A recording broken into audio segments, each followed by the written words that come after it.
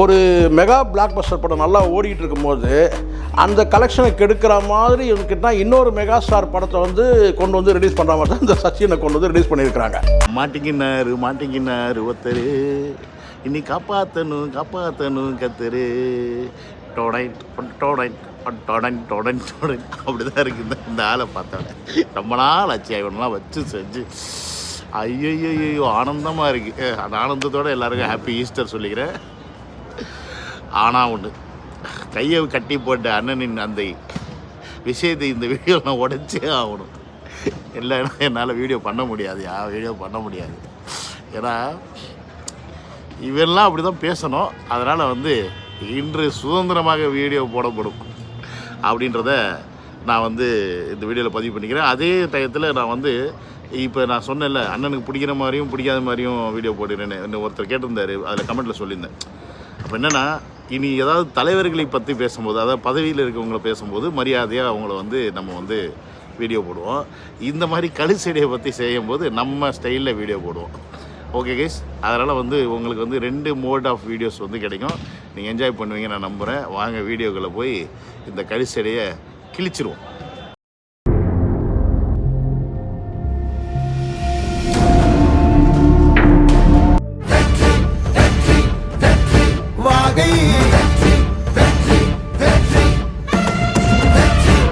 ஒரு mega black Bastar படம் நல்லா ஓடிட்டு இருக்கும்போது அந்த கலெக்ஷனை கெடுக்கிற மாதிரி இருக்கிட்டா இன்னொரு மெகா ஸ்டார் படத்தை வந்து கொண்டு வந்து ரிலீஸ் பண்ணுற மாதிரி தான் இந்த சச்சினை கொண்டு வந்து ரிலீஸ் பண்ணியிருக்காங்க.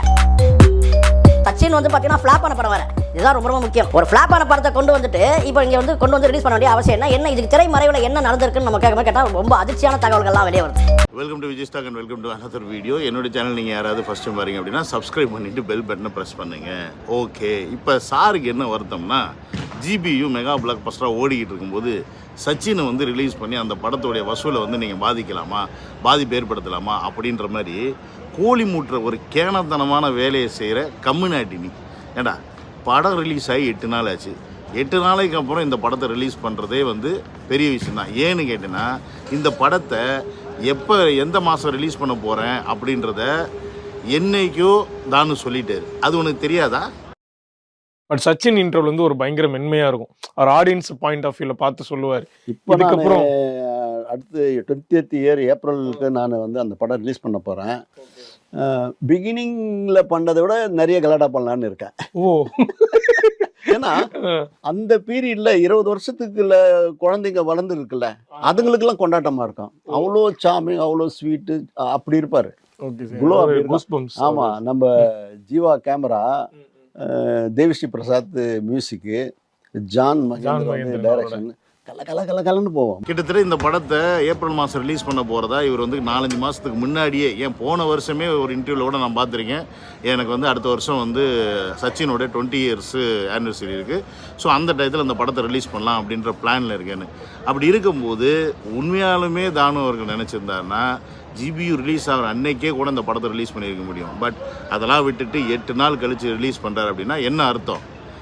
அஜித் அவர்களுடைய படம் வருது. ஸோ அந்த படத்துடைய வசூலை எந்த காரணத்து கொண்டும் பாதிக்கிற மாதிரியோ இல்லை நீங்கள் ஏற்படுத்த நினைக்கிறீங்க பாருங்கள் ஃபேன்ஸ் வாருன்னு, அந்த ஃபேன்ஸ் வரவிடாமல் தவிர்க்கிறதுக்கும் ஒரு நல்ல மனசோட 8 நாள் கழித்து இந்த படத்தை ரிலீஸ் பண்ணியிருக்காரு.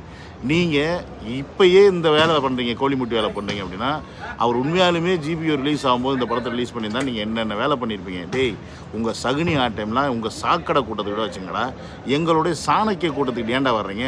நாங்கள் எங்கள் வேலையை நாங்கள் பார்த்துக்கிட்டு இருக்கோம், எங்கள் தளபதியை நாங்கள் கொண்டாடிக்கிட்டு இருக்கோம். கிட்டத்தட்ட இந்த படம் 20 வருஷம் கழித்து வருது. இந்த 20 வருஷம் கழித்து வர்ற படத்துக்கே நீங்கள் வந்து அஜித் அவர்கள் படம் வரும்போது நீங்கள் ரிலீஸ் பண்ணுறேன்னு சொல்லி கம்பேரிசன் பண்ணுற கம்யூனிட்டி, இதே தளபதியோடைய கரண்ட் ட்ரெண்டில் இருக்க படம் வந்தால் என்னடா பண்ணுவீங்க? என்ன பண்ணுவீங்க? அப்படி வந்துச்சு. துணிவு வாரிசுன்னு வந்துச்சுல்ல. துணிவை யார் ரிலீஸ் பண்ணதுன்னு தெரியும், வாரிசு யார் ரிலீஸ் பண்ணதுன்னு தெரியும், வாரிசு என்ன மாதிரியான வெற்றி படம்னு தெரியும். ஏன்னு கேட்டிங்கன்னா எல்லா சப்போர்ட்டும் இருந்து ஒருத்தன் ஜெயிக்கிறது பெரிய விஷயம் கிடையாதா? எந்த சப்போர்ட்டுமே இல்லாமல் தன்னை மட்டுமே மக்களிடம் கொண்டு போய் சேர்த்து அந்த மக்கள் மூலியமாக வெற்றி பெற ஒரு தன்மை இருக்குது பேர், அது வேறு லெவல் வெற்றி. அது எவனாலையும் எடுக்கவும் முடியாது, பிடுங்கவும் முடியாது. அதை முதல்ல புரிஞ்சுக்கணும். ஏன்னா வாரிசுக்கு வந்து பார்த்திங்கன்னா ரெட் ஜெயிண்ட் கிடையாது, பேன் இண்டியா மூவி கிடையாது, அதுக்கப்புறம் அனிருத் மியூசிக் கிடையாது, அதுக்கப்புறம் என்ன சொல்கிறது, மல்டிப்ளெக்ஸ் வந்து இந்த ஓடிடி அந்த மாதிரி விஷயங்களை வந்து நார்த் இந்தியாவில் போடுற மாதிரி 2 வீக்ஸ் கழிச்சு போடுற அந்த மாதிரி விஷயம் கிடையாது. இந்த மாதிரி எதுவுமே கிடையாது. ஆனாலும் படம் 300+ கோர்ஸாக கம்முனாடி. அதனால் மக்கள் மனசில் இடம் பிடிச்சி வெற்றி பெறுறதுன்றது வந்து ஸ்டாண்டர்டு. அதோட வெற்றி கொஞ்சம் ஸ்லோவாக இருக்கும். ஆனால் ஒன்ஸ் அடைஞ்சிருச்சுன்னு வச்சுக்க, அதோட வளர்ச்சி அசுர வளர்ச்சியாக இருக்கும். அந்த நம்பிக்கையில் தான் என்னை போன்றவர்களும் இந்த மாதிரி வீடியோலாம் போட்டுக்கிட்டு இருக்கோம் அப்படின்றதையும் கம்யூனிட்டி நீ முதல்ல புரிஞ்சுக்கணும்டா. உங்களுக்கெல்லாம் நாங்கள் போதும், உங்களை ஒன்றெல்லாம் செருப்பு கொண்டு அடிக்கிறதுக்கு நான் போதும். எம்ஜிஆர் செய்யாததை வேற எந்த நடிகர்களும் செய்யாத ஒரு விஷயம் கேட்டால், அரசியலில் இருக்கக்கூடிய நடிகர்கள் யாரும் செய்யாத ஒரு விஷயத்தை வந்து விஜய் செய்கிறாரு. புஷியானந்த் மூலமாக எல்லா ரசிகர்களுக்கும் உத்தரவு போட்டு ஒவ்வொருத்தரும் 200 டிக்கெட் வாங்கணும். ஒரு மன்றத்தில் இருக்கிறவங்க கேட்டால் அந்த வந்து பார்த்தீங்கன்னா வந்து ஜனநாயகன் படம் வருது, ஓகேங்களா? அந்த படம் கேட்டால் விஜயோட சொந்த படம். அப்போ நீங்கள் ஒரு படத்தை இறக்குங்க பார்ப்போம். விஜய் உங்கள் படம் வந்து கண்டு கொண்டேன் இருக்குல்ல, அதை இறக்குவீங்களா நீங்கள்? டேய் காண்டாமிருகத்துக்கு வேண்டாம் வரப்போ பிறந்த கழுதையை சொல்கிறதுல கொஞ்சமாவது லாஜிக்கோட சொல்கிறா. என்னது எந்த அரசியல்வாதிகளும் எம்ஜிஆரும் யாருமே செய்யாத ஒரு விஷயத்த தளபதி அவர்கள் புஷியானந்த் வச்சு செய்கிறாரா? ஏன்னா குட் பேட் எக்லி ரிலீஸ் ஆகும்போது தேட்டருக்கு முன்னாடி கேக் வெட்டி கொண்டாடினாங்க, இலவசமாக டிக்கெட்லாம் கொடுத்தாங்களே, அதுக்கு பேர் என்னடா?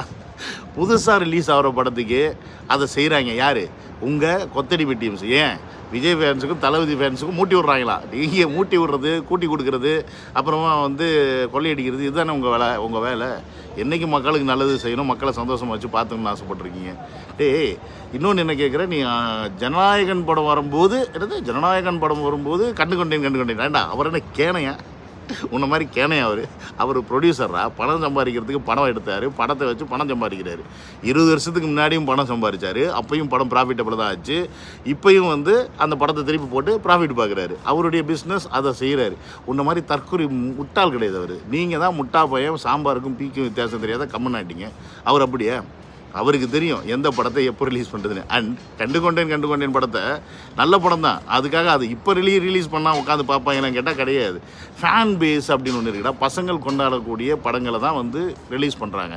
ஸோ அப்படிப்பட்ட படம் தான் கில்லி, அப்படிப்பட்ட படம் தான் சச்சின், அப்படிப்பட்ட படம் தான் இனி வருங்காலில் ஏதாவது ரிலீஸ் பண்ணால் அந்த மாதிரி படங்கள் இருக்கும். அதுவும் அதாவது ஃபேன்ஸ் வந்து யார் என்ன படத்தை நீங்கள் ரிலீஸ் பண்ண சொல்லி ரீரிலீஸ் பண்ணி சொல்லி கேட்குறாங்களோ அதை வந்து ரிலீஸ் பண்ணாங்களே ஒழிய உன் இஷ்டம் இருக்குலாம் உட்காந்து ரிலீஸ் பண்ண மாட்டாங்கடா. எச்சக்கடை புறம்போக்கு சொல்கிறேன். புஷியானந்துக்கிட்ட ஸ்ட்ரிக்டாக ஆர்டர் போட்டு தொண்டர்களை வந்து கம்பல்சரி 200 டிக்கெட் வாங்க சொல்லிட்டார். 200 டிக்கெட் வாங்கி அவன் யாரடா கூப்பிட்டு போவான்? ஏண்டா அரிகேட்டு முட்டாப்பையில் படம் அப்படின்றது ஒரு என்டர்டெயின்மெண்ட்டு. டிக்கெட் வாங்கினா எல்லோரும் போயிடுவாங்களா? இல்லை டிக்கெட் வாங்கினா தேட்டரில் கூட்டம் வந்துடுமா? இல்லை கூட்டம் இந்த டிக்கெட்டாக வந்துட்டாங்க டான்ஸ் ஆடுது, தேட்டரில் போய் பாடுறா திருட்டு கம்னாட்டி. தேட்டரில் போய் பாரு, அங்கே என்ன குதிச்சுட்டு இருக்காங்க பசங்க, எந்த எவ்வளோ சந்தோஷமாக இருக்காங்கன்னு தேட்டரில் போய் பாடுறா. டிக்கெட்டு ஓகே, எப்படி ஆன்லைன் புக்கிங்கில் வந்து கமலா தேட்டரில் 3 நிமிஷத்தில் 3 நாளைக்கு புக் ஆச்சுன்னு அந்த தம்பியே பேட்டி கொடுத்துருக்காரு. ராய் ஈத்தரை வியாபாரம் மட்டுமே கிடையாது, இது வியாபாரம் கூட கிடையாது. சச்சின் வந்து வெற்றிகரமாக அட்டர் ஃப்ளாப்பான படம் அது.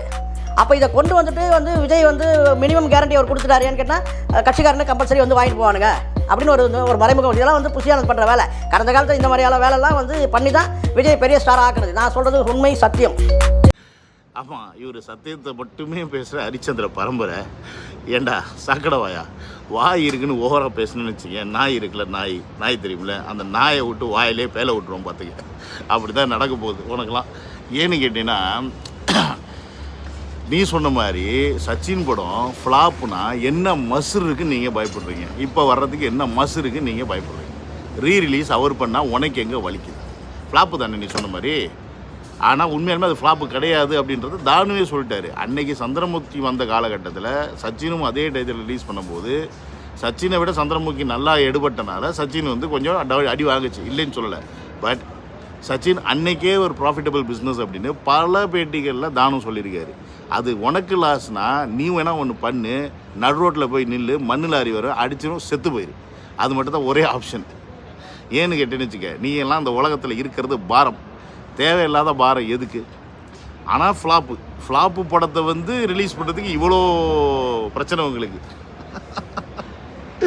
அது ஃப்ளாப்பு படம் தான். மொதல் நாளே எவ்வளோ சம்பாரிச்சிச்சு அப்படின்றது தெரியுமாடா உங்களுக்கு? ஏய் ஏன்டா அது புரிஞ்சிக்க மாட்டேங்கிறீங்க? ஒருத்தர் மேலே மக்கள் காட்டுற அன்பு அப்படின்றது தானாக வர்றதில்ல. நீங்கள் என்ன பண்ணாலும் அதை கெடுக்க முடியாது. எவ்வளோ ட்ரை பண்ணாலும் முயற்சி பண்ணாலும் அதை மாற்ற முடியாது. மக்களாக ஒருத்தர் வெறுத்தா தான் உண்டு.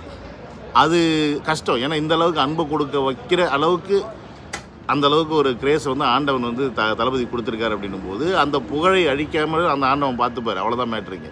முதல்ல அதை புரிஞ்சுக்கங்கடா.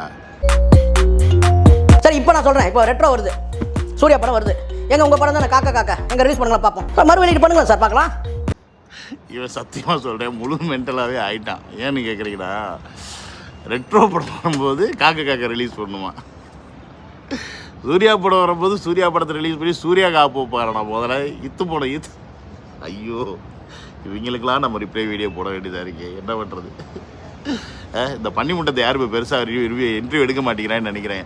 ஏன்னா இவனோட இன்டர்வியூலாம் இப்போ வர்றதில்லை ஏன்னா என்னோட யூடியூப்பில் பார்த்தீங்கன்னா இந்த மாதிரி ஈத்தரைங்களாம் வருவாங்க, அப்பப்போ கண்ணில் மாட்டுவாங்க. இப்போலாம் இவங்க வந்து கண்ணில் பெருசாக படுறதில்ல.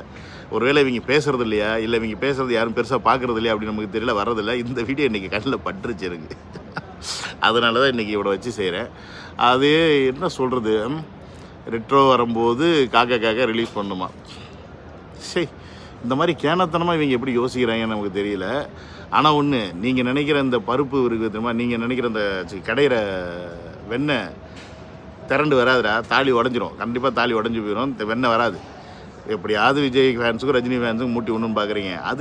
அது சின்ன சின்ன அந்த சண்டைகள் சச்சரவுகள் அது நடந்துக்கிட்டு தான் இருக்கும். அது எல்லா இடத்துலையும் இருக்கும். ஏன் ஆள் தான் பெருசுக்கும் ஆள் தான் பெருசுன்னு அந்த பேச்சுவார்த்தை இருக்கும். ஆனால் அரசியல்னு வரும்போது 2 பேரும் ஒன்றா சேர்ந்து உங்களை தூக்கி போட்டு மிதிக்கிறதா இல்லையா அப்படின்றத ஆல்ரெடி எனக்கு முடிவு பண்ணியாச்சு. அது தூக்கி போட்டு மிதிக்க போகிறது கன்ஃபார்ம் அப்படின்றதும் இந்த வீடியோ மூலிமா நான் ஸ்ட்ராங்காக சொல்லிக்கிறேன்.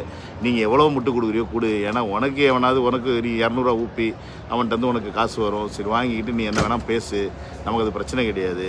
என்னை போன்று காசு வாங்காமல் ஆத்மார்த்தமாக தளபதிக்கு பேசுகிற கோடான கோடி நண்பர்கள் இருக்கிறாங்க அப்படின்றத நீங்கள் மறந்துட்டு திருப்பி பேசிக்கிட்டு இருக்கீங்க அப்படின்றதான்